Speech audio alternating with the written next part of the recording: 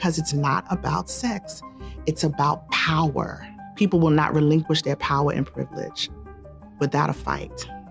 And this fight is not going to end anytime soon. The Me Too movement started in the Black community years ago. It was appropriated by white women in 2017.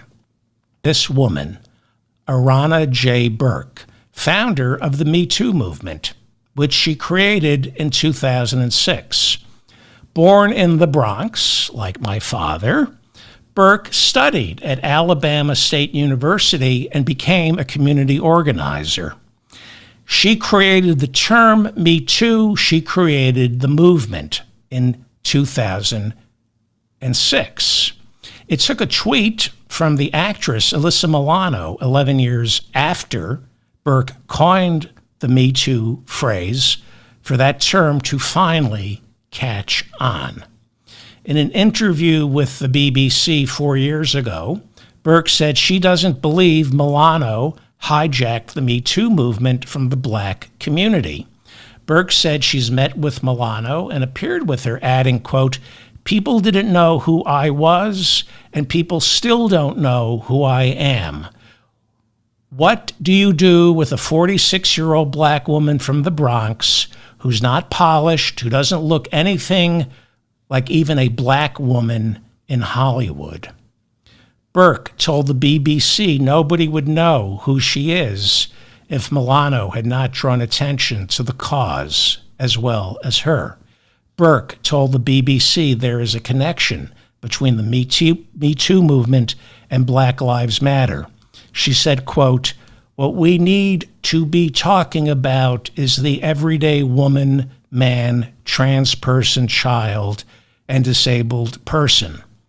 All the people who are not rich, white, and famous, who deal with sexual violence on an everyday basis."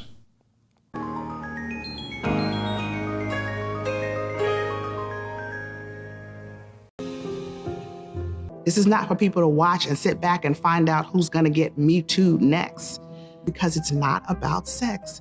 It's about power. People will not relinquish their power and privilege without a fight. It's been 5 years since #MeToo went viral. We had a lot of policies change. We've had a lot of laws shift.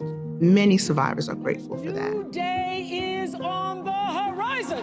But what Me Too's made possible that is really, really important is the visibility of survivors.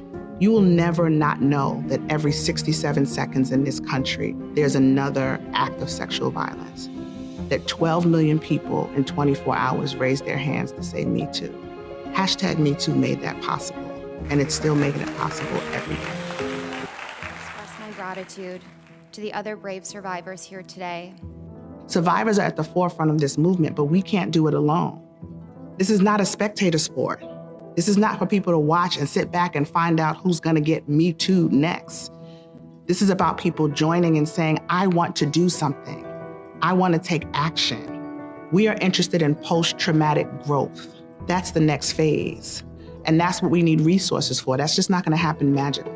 We need to re-socialize our young people so that they grow up to be adults who understand consent and understand boundaries and respect. It is ingrained in them so that they don't hear that for the first time in the 10th grade or a freshman year of college.